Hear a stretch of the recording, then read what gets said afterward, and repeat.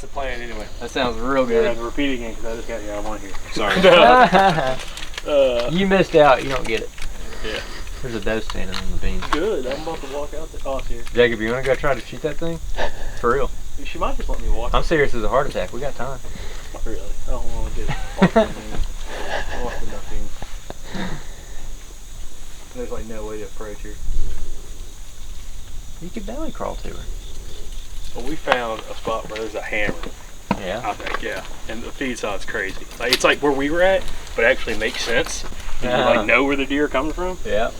So that mountainside, it's like almost like a knife edge ridge. Like the top of the mountain, the top of that ridge system's only probably maybe 30, 40 yards wide at the most. Mm-hmm. And on the north side, it's this mountain laurel, and like every little secondary point that comes off, it's this mountain laurel goes down. And we get to one of those spots. We were just like walking the spot of it because we did almost 3.5 miles.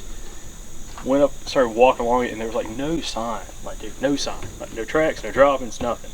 No rubs. And we finally get to the spot where there's a big trail coming around the side of some of that mountain laurel that came over the top of the mountain to where we were at. And I turned and looked up, and I just saw a mountain laurel branch that's like that big around, split in half. And I see tine marks going up the side of it. And then there's another one next to it that's got tine marks going up the side of it. Like this high. Like tine marks going up like that high on it. Okay. And I've never seen a deer rub mountain laurel. Because mountain laurel is hard as crap. And like I'm over there, like I was showing Nate, I'm like, you can't break it. Like I'm trying to break it, and he like snapped one in half, dude. And it's like, and there's the short branches that run it were just laying everywhere with tine marks over it, like shredded. Lord. And I'm like, if he did that here, like there's got to be some feed trees, kind of like what you were thinking. Yeah.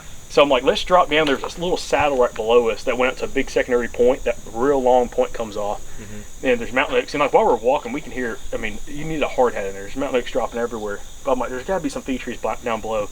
We didn't go 40 yards below it, and it's just tore up. Like the whole, like going through that saddle is just tore up with feed sign, droppings everywhere, like big droppings. A bed. There's a bed. You can tell it's a nighttime bed probably. That is, I don't know, 12 inches longer than my bow. I mean, the bed's probably 45 inches long or something like that. Just laid there perfectly, kind of like in around some of those feed trees. And there's droppings everywhere. The whole ground's tore up.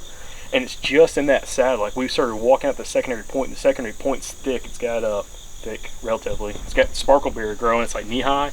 And then once you go out like probably 100 yards, when it go that far, it's glass, and it gets up to like chest high sparkleberry. And that's all it is sparkleberry, that whole secondary ridge point.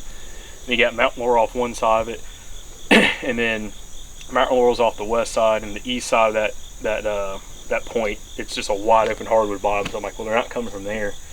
When we start walking down the secondary point, and there's some sign coming from that direction, but most of the sign looks like they're coming from the top. Like they're coming over the top of that ridge, bedding on the north side, coming over the top, feeding, and then they're dropping down in the evening.